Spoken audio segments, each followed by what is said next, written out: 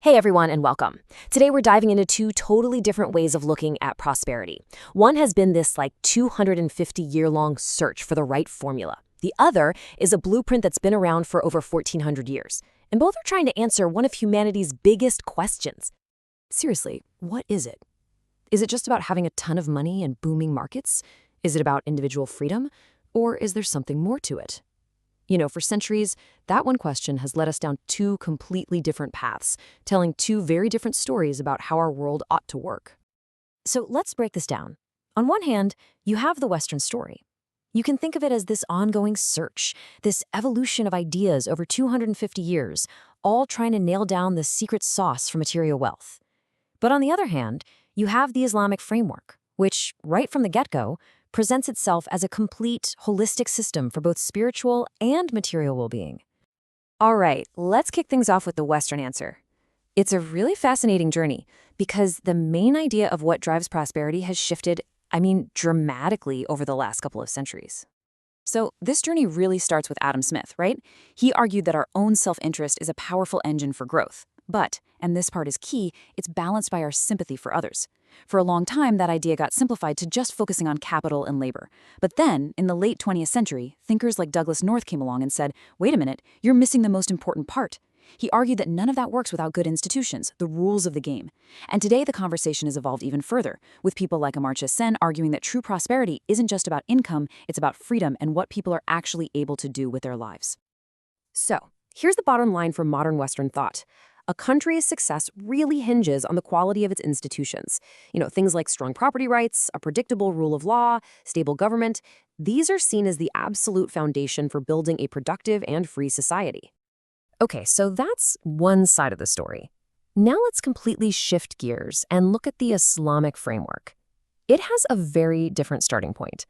Instead of a long search for the right rules, it begins with a complete system that's designed to keep three core parts of life in perfect balance.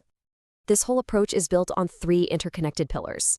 First, there's the development of yourself, your spiritual and moral growth. Second, the development of the earth, using our planet's resources to take care of everyone's material needs. And third, the development of society, pushing our communities to be more unified and supportive. And here's the kicker. If you have progress in one of these areas but not the others, it isn't considered true development at all. So what's the glue that holds all three of these dimensions together? Well, it boils down to one single, really powerful idea: rule compliance. The core belief here is that if everyone, individuals, and the society as a whole, just follows a set of prescribed rules, then justice, order, and stability will be the natural result. And this is where things get really interesting. This core difference in philosophy leads to a huge clash over one of the biggest concepts in economics: the market itself. Is it just a tool that we use, or is it an ideology that ends up using us? This brings us to a really fundamental question. Who's in charge here? Does the market shape us, or do we shape the market? In a lot of Western thought, the market acts almost like an ideology. Its values, like self-interest and maximizing profit, end up shaping our social behavior. The Islamic framework, though, flips that on its head.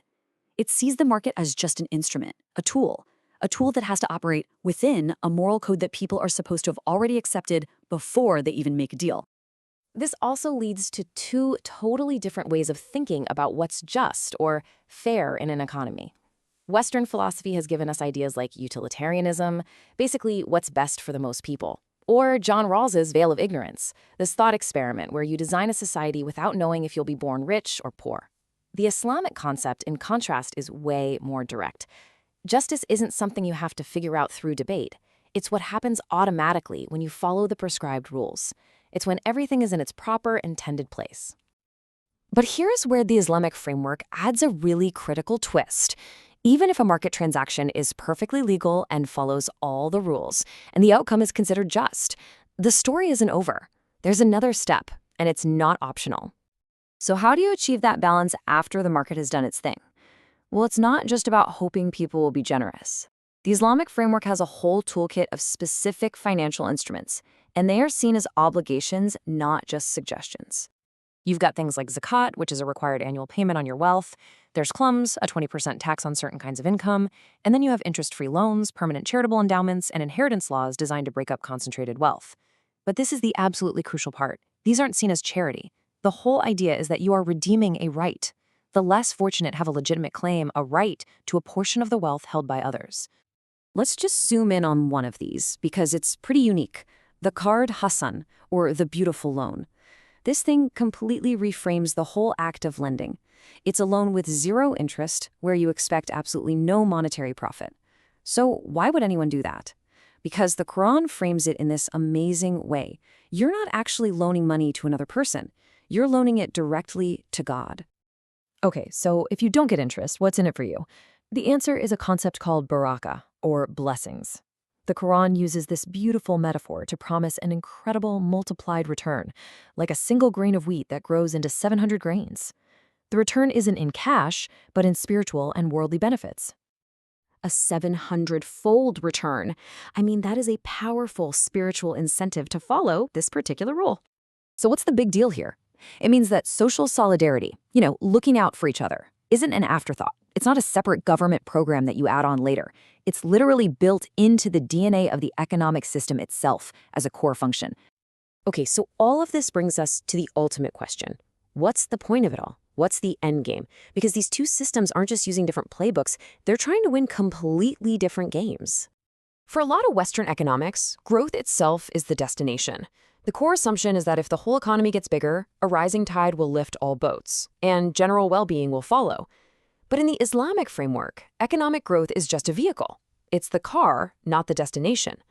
The whole point of being prosperous is to clear away the material obstacles, like poverty and instability, so that people and society can focus on their real purpose, which is spiritual and collective progress. And this statement attributed to the Prophet Muhammad is just incredibly stark. Poverty is near disbelief. Just think about that for a second. It's not just saying poverty is sad or unfortunate, it's equating it with something spiritually dangerous, something that could threaten the very foundation of a person's faith. That puts an immense moral weight on getting rid of it. And that perspective changes everything. It means that if you see poverty in your society, it's not just a policy problem to be managed, it's a flashing red light. It's direct evidence that the system isn't working as intended and that people are failing to comply with its most basic rules. And that really leaves us with a big question to chew on. When we judge an economy, any economy, what should its ultimate report card be? Is it just the total output, the final GDP number? Or is it something deeper?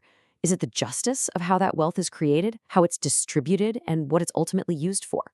It's a question worth thinking about. Thanks for joining me.